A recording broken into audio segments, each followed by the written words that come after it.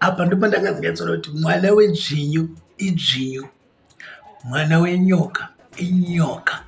Boys, mhembwe imhembwe inotozara mhembwe tokudza isu but makuhwa manda kutaura makuhwa. Regai ndirege kutaurisa because ndikutaura makuhwa ndiri kutaura. Musazonditengesa boys, mukanditengesa aka ndinourayiwa, urayiwa chaiko dead. So sawira wangu, shamwari yangu, mfesi wangu weya wamunoona ndichifamba naye wandinogara naye weya, mfesi wangu weya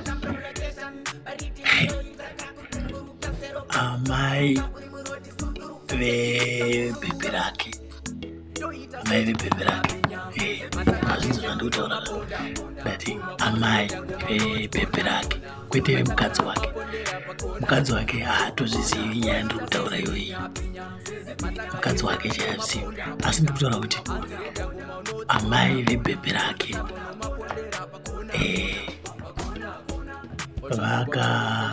vakavhura geti nezuro kwaari, akapinda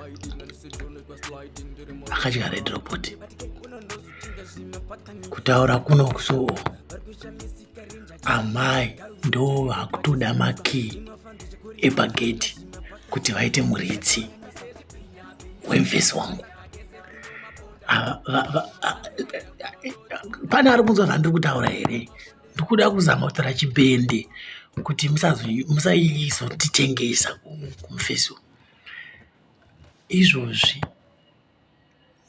bhebhi racho rafona makuseni ano zvikanzi bhebhi ndiri kuuya kusleep over.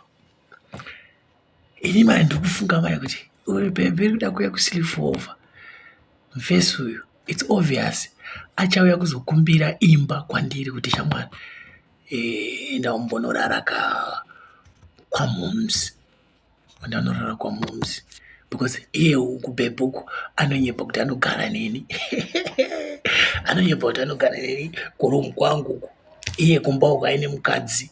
Mukuona manyaya yacho aromana, imi musamuudze mukomana anondiuraya, ndinourayiwa. So anogara anenge achiti hanzi anogara ega, apa anogara nemukadzi. So ini mai ndikugaya kuti ndoita sei because ndiri kutoziva kutoti mwana wenyoka nyoka iyoya akadya zezuro. Mukora mukupanzwisisa here kana haticha here? Indoda kuti kana ndichitaura makuhwa ndifambidzana nevanhu kuita kunge muparidzi. Muparidzi kana achiparidza akanzwa kuti vanhu havasi kunyatsoteera zviguhwa raye.